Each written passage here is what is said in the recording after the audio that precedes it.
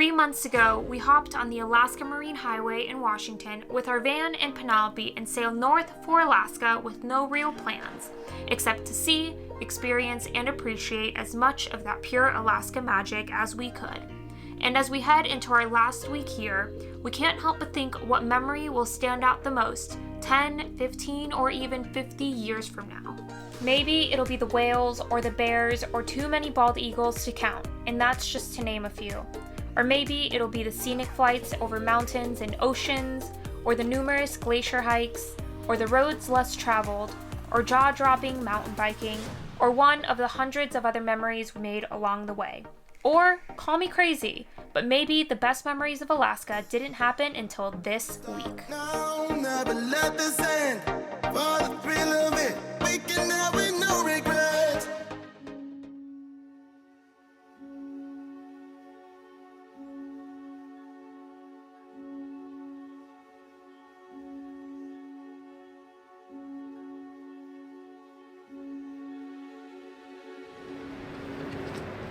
Since it's cloudy and daylight now, we're going to take a quick break from hunting for the aurora lights and go hike to a glacier. On the glacier, it has began to rain, so let's see how this goes. We reached the suspension bridge and it's awesome. I'm so excited to cross it. Super sketchy looking. It's going to get us across this little river here. However, let me show you what the slats are like, because Penelope is not going to be a fan. Do you see how spaced out they are? I wouldn't be surprised if she tries to swim across this river instead. It's really not that wide. It's running fast, but she could do it. The water would be ice cold.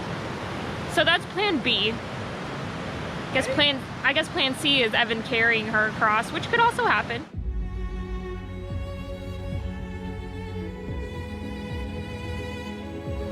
Y'all, I'm doing this no-handed right now. Not a smart decision. Hey, where is our dog? Babe, we gotta wait for our dog. Oh, there she is. Nellie, you wanna come up here? Nels, this way. She can't? Okay, never mind. You walk across by yourself then. Nellie!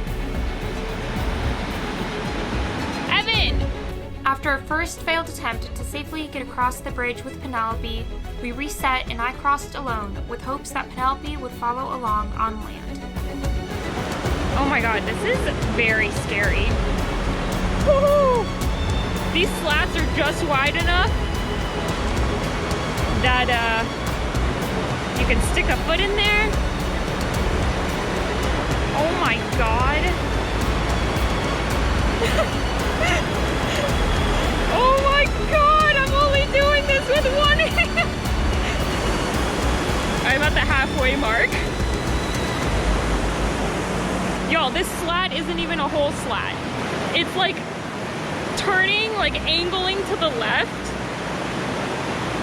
Where's a harness and a carabiner when you need it desperately?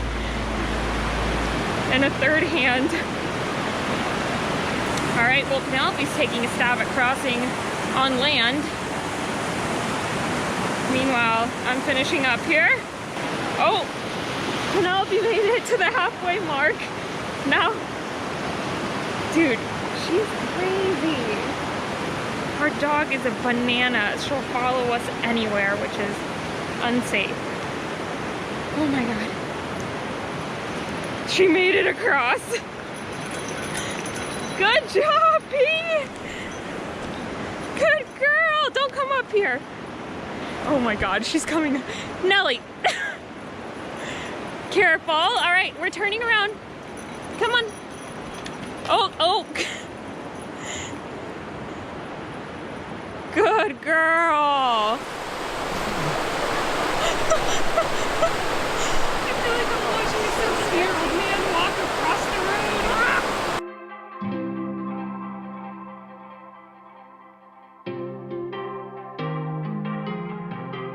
The rest of the hike was a mellow 3 miles of walking along the raging glacial runoff before we made it up to the foot of the glacier.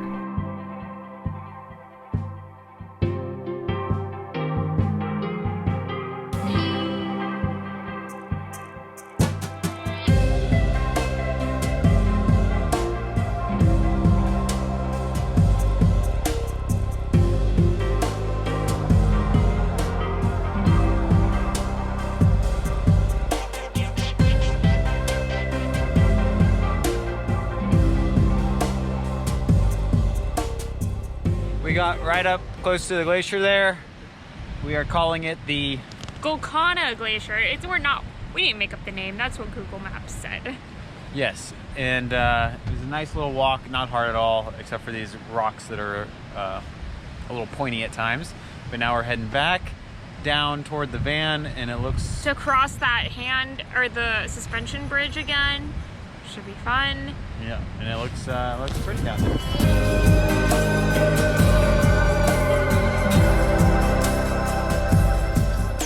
After a safe trip across the suspension bridge, we drove out to a nearby camp spot surrounded by mountains and beautiful fall colors. We needed to rest before another glacier adventure tomorrow.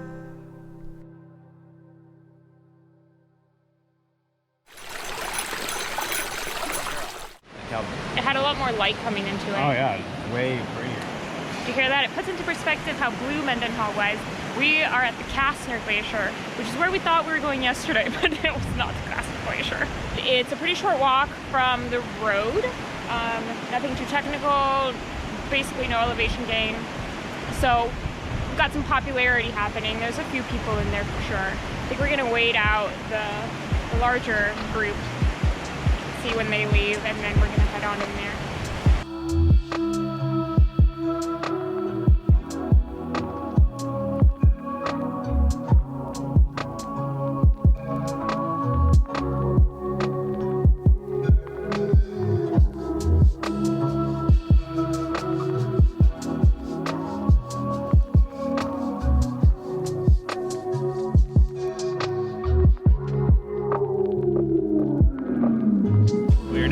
Inside the Castner Glacier.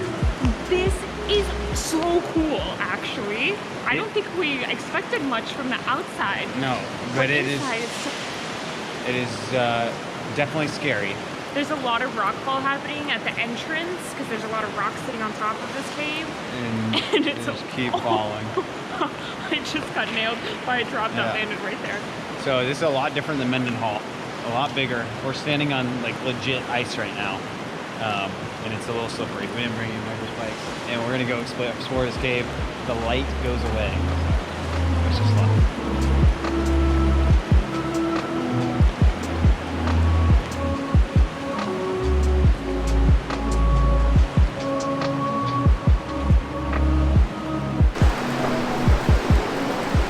So we just walked all the way back around the corner here as far as you can see, and it becomes pitch black, super shallow in there. Oh, some guy just fell on the ice. So we all turned on our flashlights, including Penelope, and it was a little scary back there. No light. This thing could collapse any second, realistically. And we scooted on out of there pretty quick.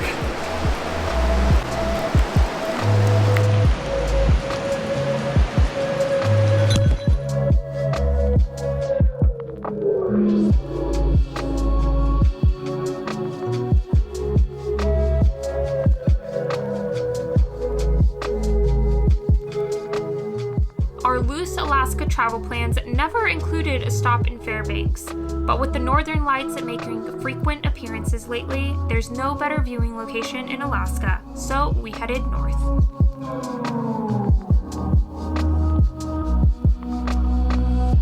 And we're so happy we did, because the lights came out for another dance. But these lights are late night party animals, and we are not. Luckily, the Chena Hot Springs are just up the road and are exactly what our tired bodies needed before another round of aurora chasing.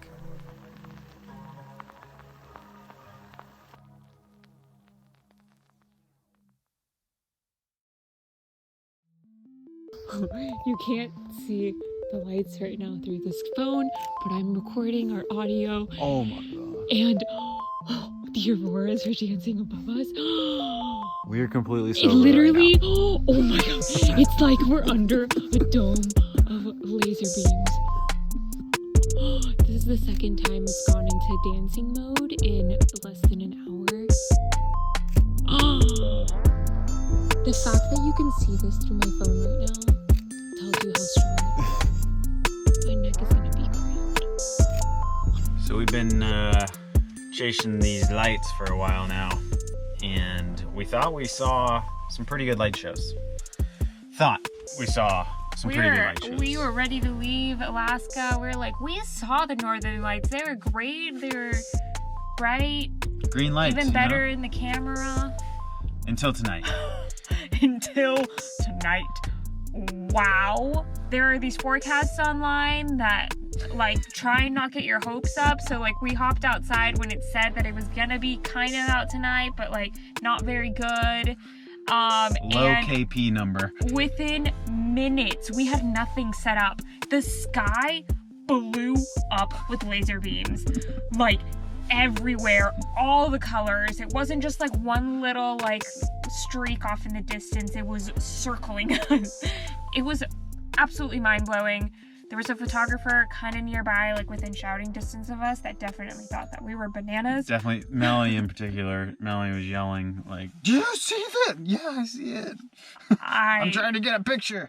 I got a picture with my phone because It happened really fast. Yes, well, I got a few pictures with my phone. And the fact that our phones could capture it just tells you how strong it was. It was unreal, for sure. After feeling like we just witnessed the best aurora we could ever see, we started our morning making plans for exiting Alaska and crossing into Canada. Things like getting our COVID test and stocking up on food. Our test results came quickly and we were set to leave, but with another great aurora forecast expected that night, and our friends Adam and Brittany in town, we decided to stay for one more night in Fairbanks. That little leaf. Hooligans reunited and it feels so good. Look, I'm in line with the stars, I'm in sync with the earth. 10 toes deep, flower child from the turf. I never switch sides, like even when I die, I'm a ride for the squad, let her ties in the hearse.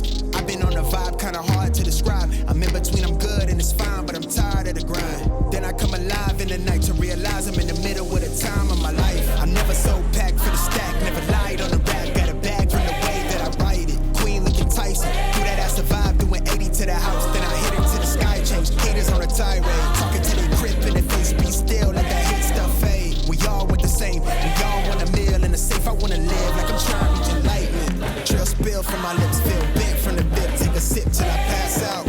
Try and get grit, but it don't make sense, cause you could lose life on this fast route. Yeah, turn thoughts to a cash cow. I might flip that to the glass house.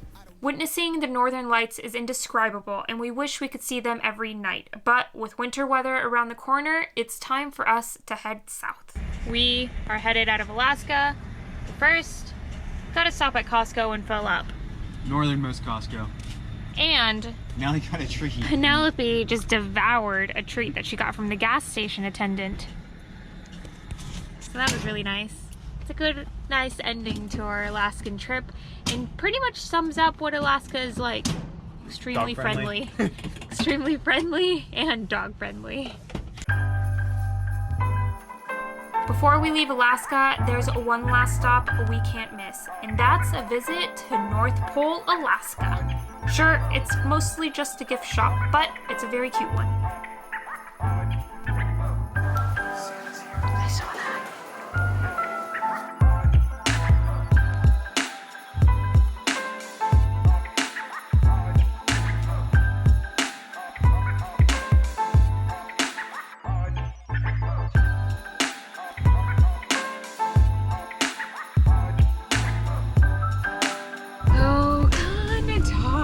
Easy Guys, peasy. we made it back into Canada. We had all the paperwork. Oh, they didn't ask for dog paperwork. Oh yeah, but he liked Penelope because she was like staring. She was like through him into his soul. Because this morning she got a dog treat, so she was like, "This guy's gotta have a dog treat." If you want to go searching for wildlife, Canada, the roads have delivered time and time again. On our way up, we saw a grizzly with a cub. And just now, we crossed the border like 10 minutes ago. We just saw 2 moose. So, Alaska, maybe a little too populated. That wraps up our time here in Alaska, but the fun in the north isn't over yet. We'll be in Canada for the next several weeks, and there is plenty more adventure to be had. All right, top of the trail. has this adorable little house here. Oh, it's a shitter.